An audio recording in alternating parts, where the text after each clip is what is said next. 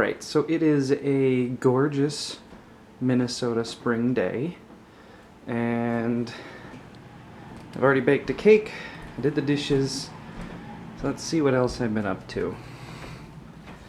I'm using this as an excuse to show off some of the work I've done on my workshop, having just installed some shelving and hung up some old hardware artifacts.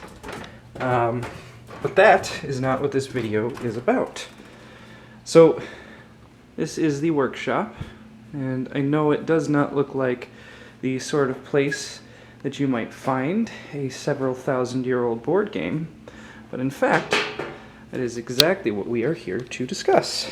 This is, actually I'm not sure if we know what the real name is, the Royal Game of Ur, or Ur, or however it's pronounced. The game of 20 squares. I don't know if it has any other names that are accepted. I'm not a scholar of these things, like Irving Finkel, who is the reason I am making this video. He is a curator at the British Museum, and at some point made a video with a YouTube star of some kind. And I happened upon that video last week and decided that I would try and make a copy of the game from his video. And here it is. I am quite proud of this. We started out with chunks of this board, which is not only quite rough, but let's see if you can even tell. It's a little hard. It's warped and twisted. Not too bad, at least what you can see. But I am not a woodworker. I am a welder, so using my old Craftsman table saw and a few hand tools and some other things like an old drill press here, we have this. So all of the designs are carved using a flex shaft and some carbide bits, drill press and some carbide burrs used for dots.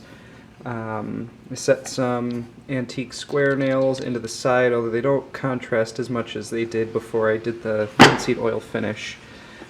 This is a two-part board, so this is the play surface, and the pieces are stored inside. Considering the quarantine we are all under, I haven't been able to get certain things that I would like to finish the board. You can see my Forstner bits that I used before I squared up with a chisel. Left a lot of marks here, and I'll need to get some enamels to mark these out. But basic gameplay is as such. You have 7 pieces. These are the pieces that I made. Your opponent has 7 pieces. You roll your dice, which are 4-sided and have 2 dots. So there we go.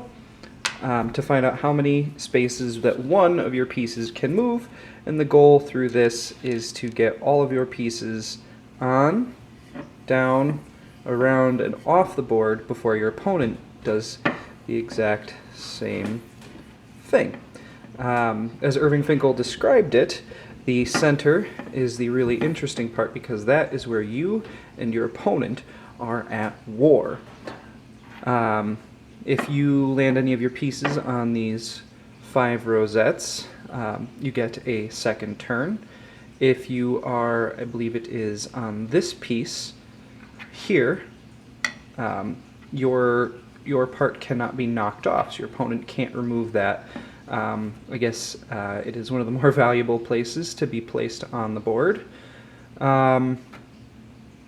So I guess that's about it. Just wanted to share some of the work I've been doing, and I hope this gets to Mr. Finkel. I wanted to share with him that his work is helping to keep some of these games alive and potentially, eventually well.